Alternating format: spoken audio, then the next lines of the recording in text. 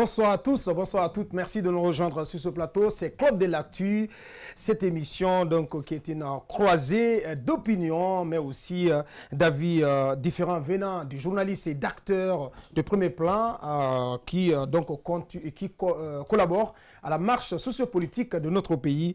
Dans ce numéro, à la une en Guinée, le devant de l'actualité occupé par le débat sur une révision ou un changement constitutionnel. Les partisans du pouvoir d'Alpha Condé, l'actuel chef d'État au pouvoir depuis 9 ans et qui doit achever en 2020 un deuxième et dernier mandat constitutionnel, se mobilise en faveur de cette option à même d'offrir la possibilité à leur champion de prolonger son bail à la tête de la Guinée au-delà de 2020. L'opposition, appuyée par des organisations de la société civile, des ONG de défense des droits de l'homme, des artistes et de nombreux citoyens engagés, s'organise du mieux qu'elle peut pour mettre en échec de telles manœuvres. Un front pour la défense de la Constitution et contre un mandat de plus pour l'actuel chef d'État Alpha Condé s'est constitué avec différentes déclinaisons. Mais ce front doit faire face à de dures épreuves sur le terrain dans le cadre de ces actions de protestation, arrestation, incarcération, ennuis judiciaires et parfois brimades sont le lot quotidien de ses opposants à un mandat supplémentaire pour Alpha Condé à l'échelle de tout le pays. Pendant ce temps, les partisans d'un changement constitutionnel continuent de dérouler leur agenda avec la bénédiction de l'administration publique et de l'appareil du parti au pouvoir. Après Koya, Dubreka, Boké, Bofa et Fria, ils ont mis le cap ce week-end sur Kindia où le chef de l'État en personne était annoncé pour ou contre une révision ou un changement constitutionnel en Guinée. Quelle en est l'opportunité? Pourquoi y aller et pourquoi accorder un autre mandat à Alpha Condé? Pourquoi s'y opposer? Autant de questions que nous posons ce soir sur ce plateau à nos invités. Ils sont 4 sur ce plateau. Monsieur Souleymane Keita du RPG Arc-en-Ciel, conseiller à la présidence de la République. Monsieur Keita, bonsoir. Bonsoir. C'est un habitué de ce plateau. Également sur ce plateau, Maître Amadou Diallo, il est de la direction de l'UFDG, député, vice-président de la commission des lois à l'Assemblée nationale. Bonsoir Maître Diallo. Bonsoir. Bienvenue sur ce plateau. Également sur ce plateau, et aux côtés de Maître Diallo, mais notre Maître Frédéric Foromo, il est avocat, il est à la tête de cette organisation de défense des droits de l'homme MDT, même droit pour tous. Il est aussi du collectif des organisations de défense des droits de l'homme, donc opposé à un troisième mandat, collectif connu sous le label de Condom. Monsieur Maître Foroumou, bonsoir. Oui, bonsoir et bonsoir à tous. Bienvenue sur ce plateau. Et le dernier, tout à fait à ma droite, Monsieur Alpha Oumar Condé, il est activiste de la société civile, président d'une nouvelle plateforme de la société civile dénommée Union nationale des acteurs libres de Guinée. Bonsoir, Monsieur Condé. Bonsoir, monsieur. Merci donc à tous et merci de votre attention, chers téléspectateurs. Pour commencer, dans une question pour Monsieur Souleymane et pour tous les 4 d'ailleurs, et beaucoup d'agitation au sein de l'opinion depuis que ce débat a commencé. Il est clair que la Guinée s'est dotée d'une constitution en mai 2010, donc adoptée par le Conseil national de la transition, le CNT, une constitution qui définit le mandat constitutionnel de manière claire. Un chef d'État, il est élu pour 5 ans, renouvelable une seule fois. Pensez-vous qu'aujourd'hui, il est légal de mener un débat en faveur d'une révision ou d'un changement constitutionnel? Est-ce que ce débat est légal? Ouais, merci. Du point de vue de la loi. Merci, monsieur Abakar Diallo. Et comme vous le dites, nous sommes dans un processus politique qui est en cours. Aujourd'hui, notre président, le président de la République de Guinée, le professeur Alpha Condé, depuis 2010, a été reconduit en 2015 à la tête du pays. Et le projet de société pour lequel, bien entendu, le peuple a voté est en train d'être mis en place sereinement dans tous les secteurs socio-économiques du pays. On a des résultats dont on peut se glorifier, même si des défis importants restent à relever. Alors aujourd'hui, le débat qui fait l'actualité, c'est bien entendu la question constitutionnelle, notamment la possibilité de doter notre pays d'une nouvelle constitution.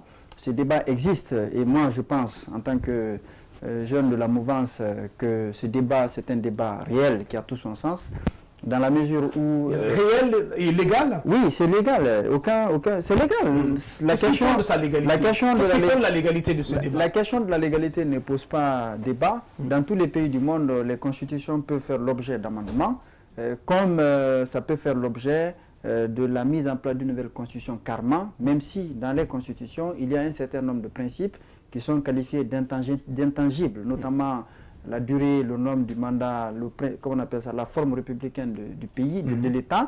Ce sont des principes intangibles. Ça, c'est tout à fait normal. Cependant, en ce qui concerne des amendements, quand vous prenez les États-Unis, on est à plus de 40 amendements.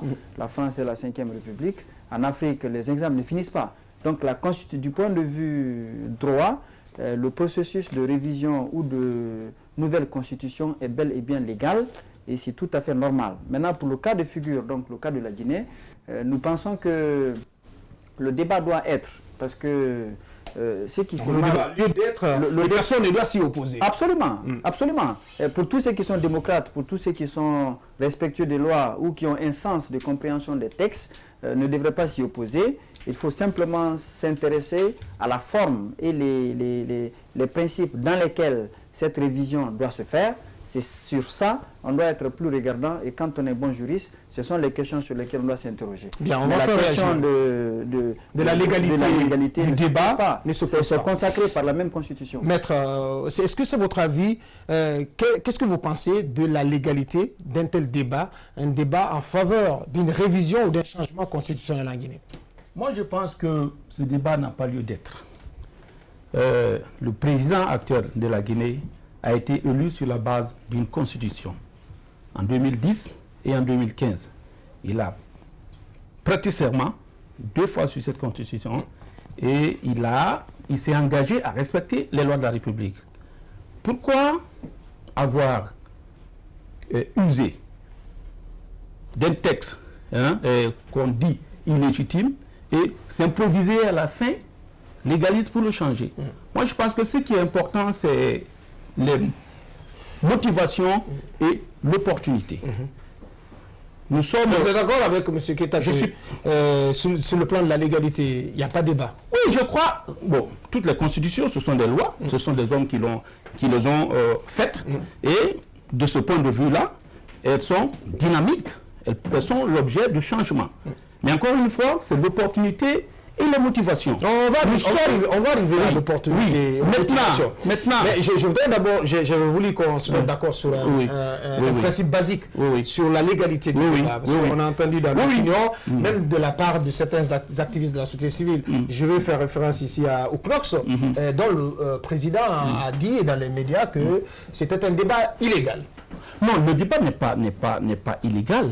Les constitutions, ce sont des lois qui sont dynamiques, qui doivent refléter les réalités de nos sociétés. De ce point de vue-là, elles peuvent faire l'objet de changements. De révision ou de changement. Mais encore une fois, il y a des principes qui sont posés.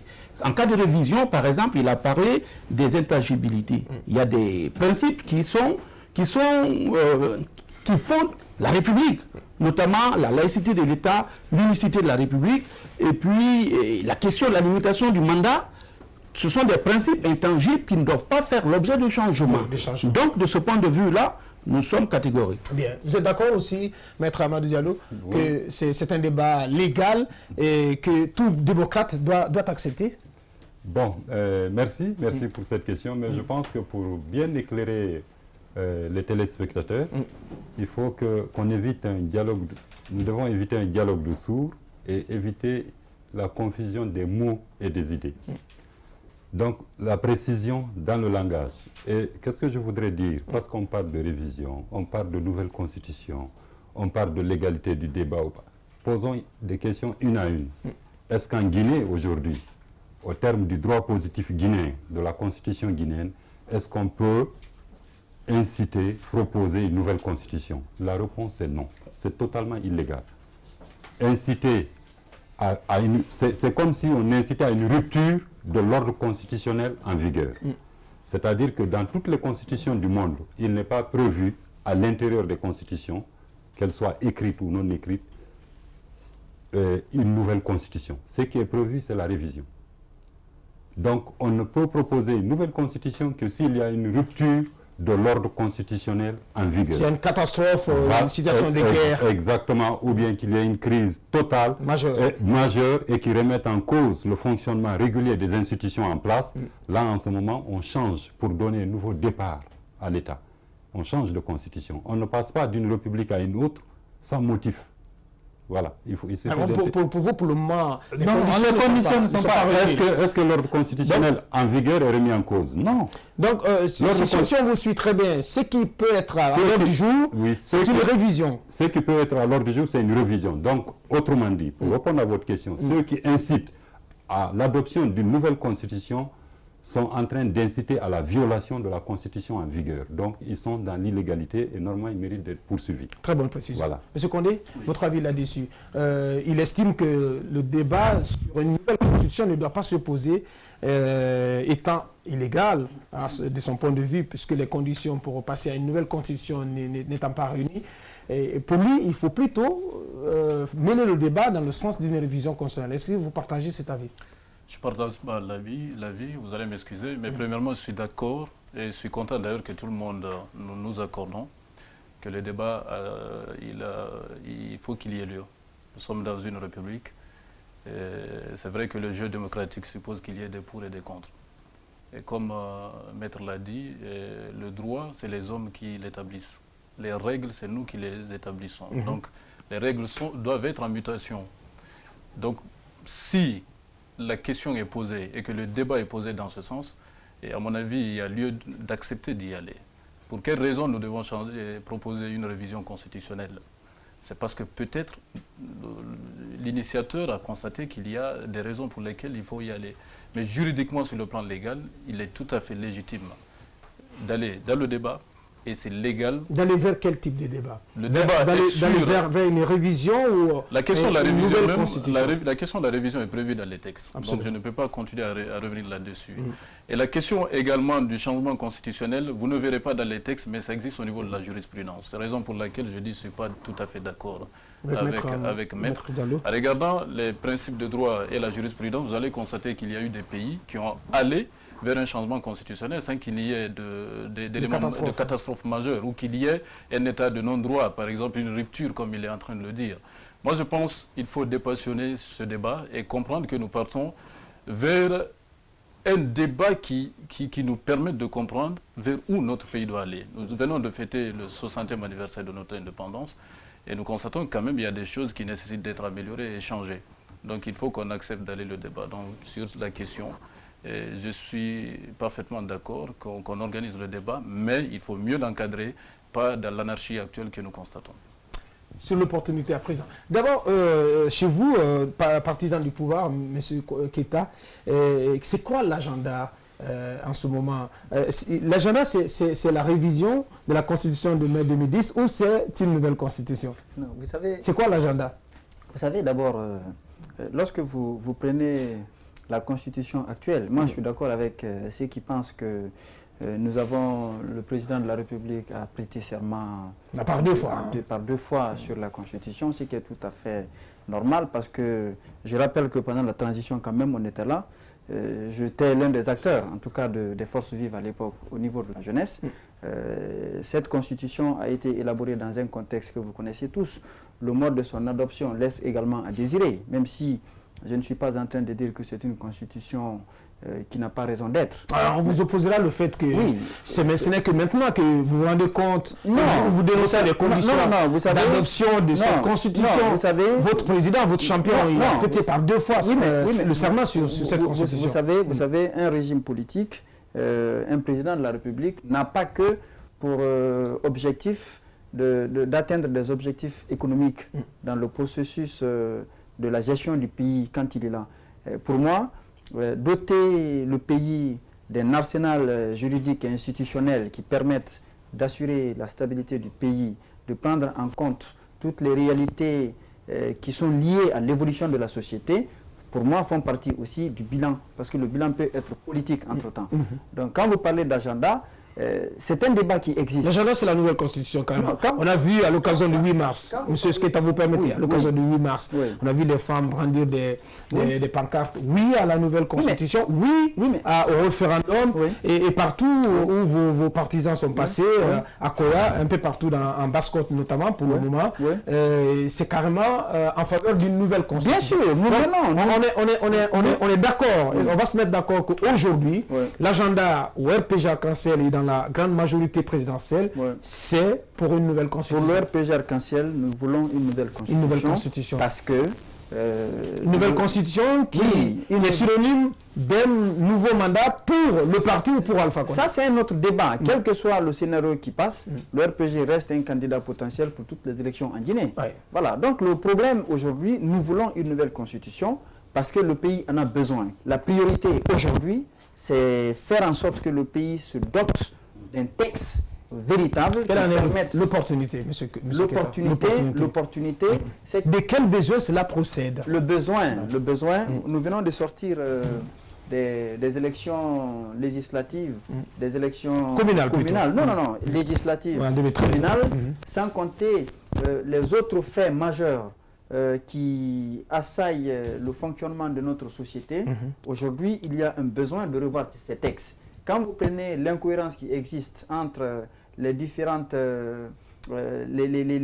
lois qui fondent le fonctionnement de l'État, vous vous rendez compte que le premier problème qu'il faille résoudre aujourd'hui, c'est faire en sorte que ces contradictions qui existent dans les textes fondateurs du pays soient réglées. Deuxièmement, vous avez les questions... Ces contradictions ne peuvent-elles pas être réglées à l'intérieur du même texte? Mais ce n'est pas tout.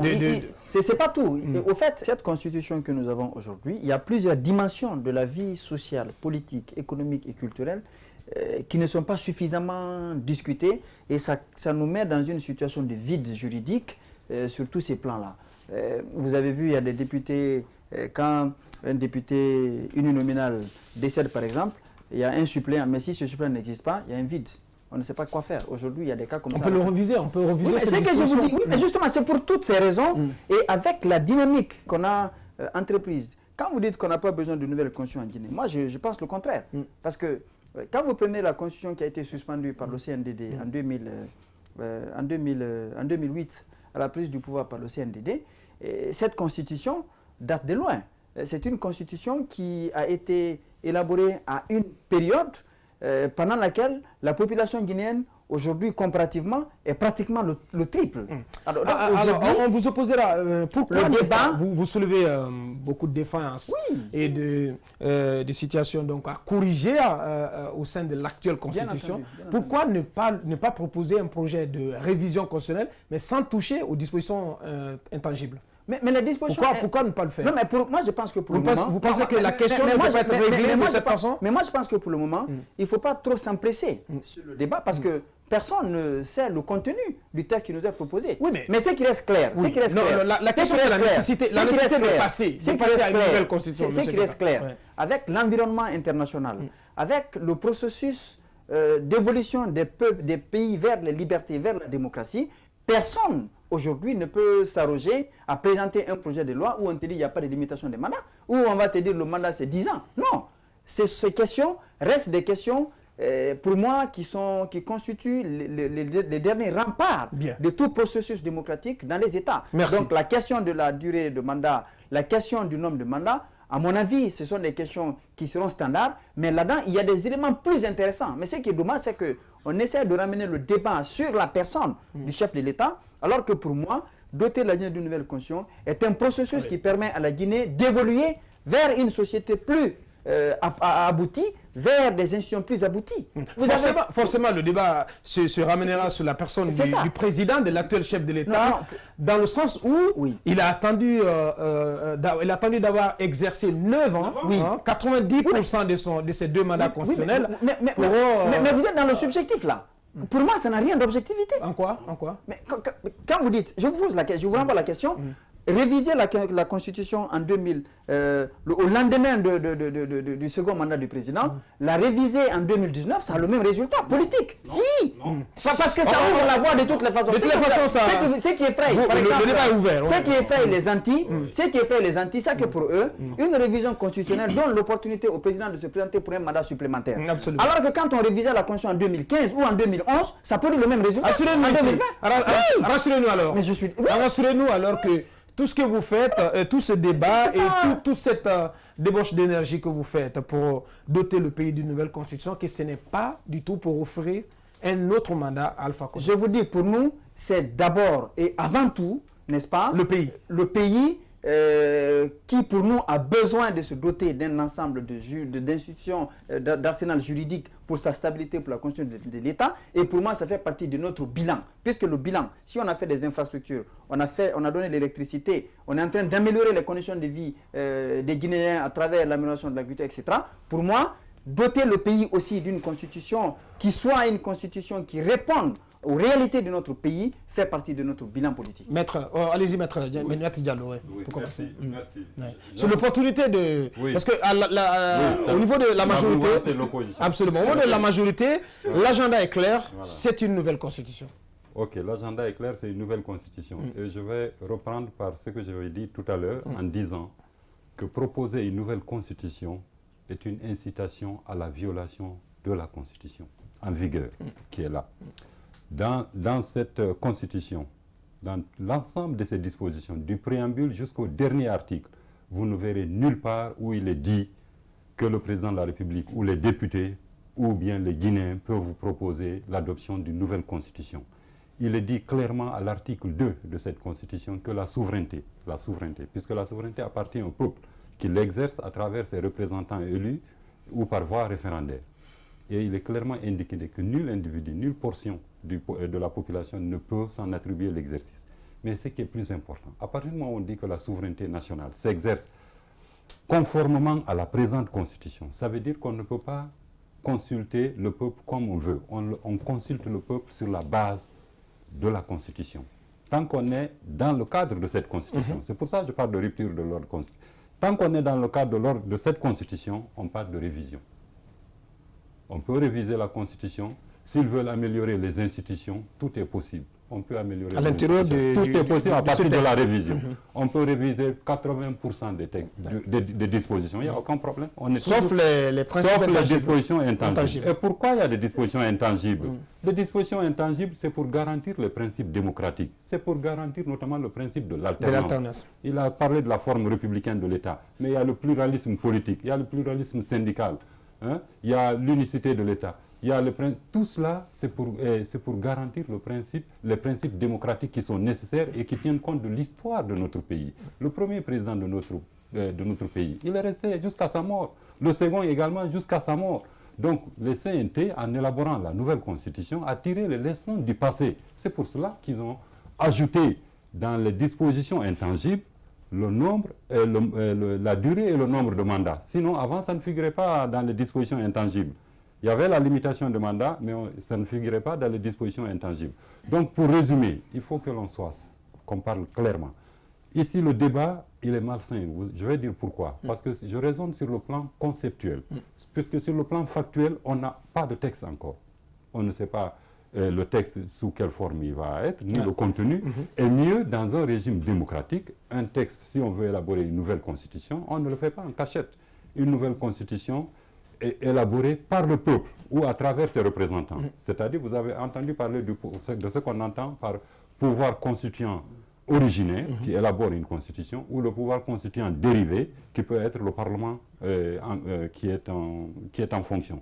Donc le président, même s'il a la légitimité ou la légalité, il ne peut pas proposer tout seul, lui et ses partisans, un nouveau texte. Normalement, il peut proposer un nouveau texte. Il peut même, c'est le seul qui peut recourir au référendum, mais conformément à la Constitution, conformément à la procédure qui est décrite ici, lorsqu'il élabore un projet de révision. Je dis bien un projet, ce n'est pas une nouvelle constitution. Un projet de révision de la constitution en vigueur. C'est pour ça qu'il faut que les... Sur le plan procédural, comment il peut proposer, que prévoit la constitution dans le cadre dans deux hypothèses. Dans le cadre de la proposition d'une nouvelle constitution? Non, pour une nouvelle constitution, ça n'existe pas. Mais pour proposer la révision, il peut le faire dans deux hypothèses. En se basant sur l'article 51 de la Constitution. Là, il lui suffit simplement de remplir deux formalités. Il consulte le président de l'Assemblée nationale, c'est très facile, et il obtient l'avis conforme de la Cour constitutionnelle, qui va déclarer que son projet est conforme à la présente Constitution. En ce moment, il peut recourir au référendum, sinon il ne peut pas. Il est dit clairement que si l'avis de la Cour constitutionnelle n'est pas conforme, donne un avis qui n'est pas favorable à la révision, le président, il n'y a pas de référendum. Donc c'est clair. Il y a l'article 152 aussi qui prévoit, qui est relatif à la révision, qui prévoit aussi que le président a le choix entre soumettre son projet de révision à la seule Assemblée nationale. Dans ce cas, la révision est obtenue à une majorité de 2/3, majorité qualifiée, ou bien il peut décider aussi de soumettre le texte au référendum. Là, en ce moment, une majorité relative suffit pour prendre en considération son projet. Vous voyez, donc c'est suffisamment, c'est bien balisé et c'est clair. Et la souveraineté, il peut, quand il dit personne ne peut l'empêcher de consulter le peuple. Si la Constitution, s'il consulte le peuple conformément à la présente Constitution, il n'y a pas de problème. C'est-à-dire s'il y a l'avis conforme de la Cour constitutionnelle, il respecte la procédure pour une procédure de révision. Bien. Voilà. Mais on ne peut pas se lever du jour au lendemain et proposer une nouvelle Constitution. Réaction, M. Condé, de la société civile. Moi, je voudrais quand même dire autant, les politiques ont trop s'aimer un peu un débat anarchique sur cette question, d'autant plus qu'il vient de dire que sur quel fondement nous allons dire oui, nous sommes pour, nous sommes contre, étant donné que nous n'avons aucun texte devant nous, ce qu'État vient de le dire. Mais ce qu'il faut comprendre à la lecture de cette Constitution, moi je ne suis pas spécialiste en Constitution, c'est vrai que je suis juriste, mais pas spécialiste en Constitution. Mais à la lecture simple, je soulève ceci. Vous savez, l'article 152 qui prévoit, il est bien expressement mentionné de la révision de la Constitution. Dedans, vous allez voir les procédures, que tout ce que Maître Diallo vient de dire. Mais en revenant sur l'article 52, vous savez, de l'autre côté, c'est expressement mentionné de la révision de la Constitution. Mais l'article 52 ne parle pas d'une révision. L'article 52 dit que le président de la République a l'initiative. C'est que l'article 52 prévoit quoi? C'est l'initiative donnée au président de la République de pouvoir toucher des parties appelées substantielles dans la Constitution, telles que les institutions, telles que l'organisation, le principe d'organisation de l'État, ainsi de suite, ainsi de suite. Et même en tout état de cause, à la lecture, qu'est-ce que j'ai vu? L'ensemble que ce soit le président de l'Assemblée nationale, son avis, dedans, il est facultatif. Ce n'est pas expressement mentionné. Au regard, moi, de tout ce que je vois, je relève ceci. En 2010, certes, le CNT a voulu aider la République de Guinée en le dotant d'une constitution, mais on est allé un peu trop vite. Je crois que cette constitution, à l'écoute de ce que j'ai appris, a été proposée à l'espace de 2 mois, selon ce que j'apprends. Mais dedans, il faut le reconnaître, il y a beaucoup de choses qu'il faut revoir. Et sur la question de la révision, regardez le Sénégal un peu tout près. Macky Sall vient de prêter serment sur la même constitution qu'il vient de changer, avec des questions substantielles, notamment la suppression du poste de Premier ministre. Et en même temps, il propose une révision. Mais justement, même sur les questions... Attendez, vous êtes en faveur d'une nouvelle constitution? Excusez-moi. Il a touché une question substantielle. L'opposition même a demandé, sur les questions substantielles de la Constitution, il est obligé de faire un référendum, de demander, de solliciter au peuple. Donc, le débat, il peut être le pour et le contre, mais à mon avis, on aurait pu mieux s'exprimer si nous avions un texte devant nous, là où nous aurions pu quand même nous prononcer. Mais on a un texte, ce texte il est là. Pas le texte. Le texte, ce texte il est jeté à la poubelle. Non, c'est pas ce que je viens de dire. Le texte en gestation, on aurait pu l'avoir pour mieux pouvoir élucider le contenu. Au-delà de tout ça, nous sommes tout de même dans une république qui est en mutation. Les réalités sont en train aussi d'évoluer. La Côte d'Ivoire a changé la constitution, on a changé de poste de Premier ministre, on a mis un poste de vice-présidence pour essayer d'assurer la continuité de l'État en cas de vacance de pouvoir, ainsi de suite. Pourquoi nous allons rejeter systématiquement les idées il faut les capitaliser, qu'on s'asseye, en intellectuel, nous débattons. Qu'on enlève la On peut le faire justement, en modifiant le texte que nous avons. Encore une fois, l'article 2 que M. Diallo a invoqué, c'est vraiment l'essentiel. La souveraineté appartient au peuple. Eh bien, si le peuple s'exprime, comment le peuple doit s'exprimer? C'est lorsque le peuple... Comment il doit être consulté? Excusez-moi. Comment le peuple doit s'exprimer? C'est par le référendum, le peuple s'explique. Mais il faut bien qu'il y ait des conditions, soient réunies, que l'ordre constitutionnel soit remis en cause, mais ce qu'on n'est pas le cas. Ça ne remet pas en cause, ça remet pas en cause. Non, ça ne remet pas en cause. C'est pas vrai? Non, ça ne remet pas en cause l'ordre constitutionnel. Encore une fois, je l'ai dit tout de suite. Le droit, vous avez les règles, mais aussi vous avez la jurisprudence. Eh bien, je ne pense pas à aucun cas. Vous optez pour la jurisprudence? Non, les deux. Tu ne peux pas ôter l'un, tu maintiens l'autre. Tout à l'heure, je n'ai pas voulu réagir, il a parlé de jurisprudence. D'accord. Maître Foromo, après, vous allez réagir. Voilà. Voilà, moi je ne voudrais pas entrer dans ce débat juridico-juridique. Je pense que Maître a déjà été suffisamment clair.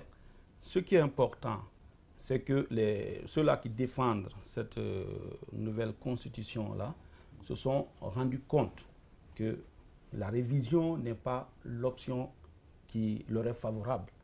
Ils se sont rendus compte des difficultés au regard du développement de Maître tout à l'heure. On se rend compte qu'il y a des difficultés insurmontables.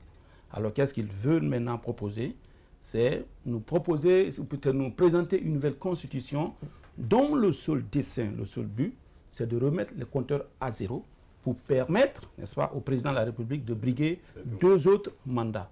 Vous allez voir dans la nouvelle monture de la Constitution qui a été élaborée en catimini, vous verrez que le verrou de la limitation du mandat est bien maintenu.